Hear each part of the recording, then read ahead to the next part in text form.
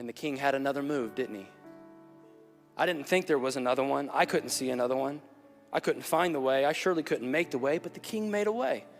The king had another move. Come on, just say it. The king had another move. The king has another move. Write it in the chat. If you're watching online, the king has another move. I just began to look through my Bible over this past weekend as I was studying. I feel like all you do is read the Bible and you just see the king has another move.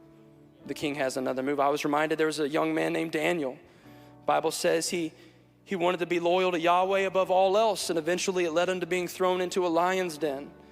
And that's imminent death, right? I mean, surely, right? And he's going to be made an example of to an entire nation in this one act, and so he's thrown into a lion's den. But what happened? The king had another move.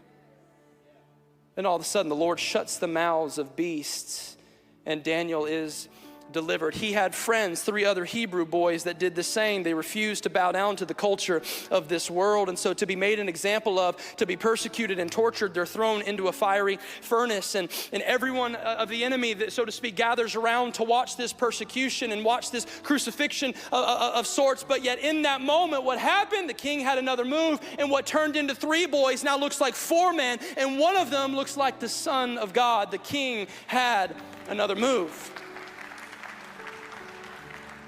Paul and Silas are sitting in a prison cell in Acts chapter 16. They're awaiting trial and perhaps death, and they don't know what else to do. I mean, the 2 of them even think this is probably the end of the line, but we gave it our best shot. We were faithful to Jesus, and so they don't know what else to do other than to lift up praise and sing praises and hymns to God in the middle of the night, and the Lord hears these praises, and so what does he do? He says, I'm going to make another move.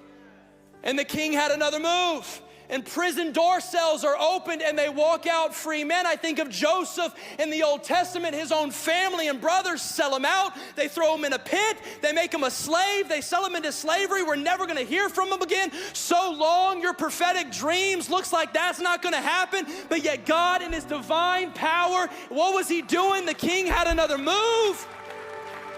And he raises Joseph back up. And down the road, his family are the ones in desperate need. And now here's their brother coming out of the woodwork who they never thought they would see again. God made another move. The king always has another move. Perhaps the greatest moment in the history of the world, where the enemy was trying to call checkmate, game over, it's done, I win, was the cross and tomb of Jesus Christ.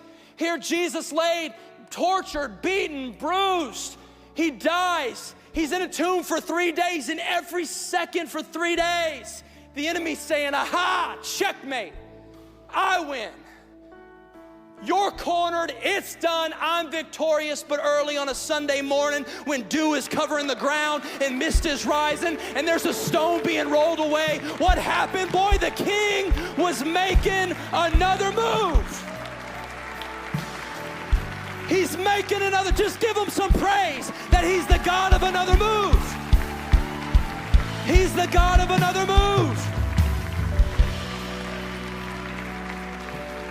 And watch this. Because of a move made 2,000 years ago, he can make another move in your life today. The king has another move. The king has another move. The king has another move. If you don't remember anything I say today, you're going to remember the king has another move. The king has another move.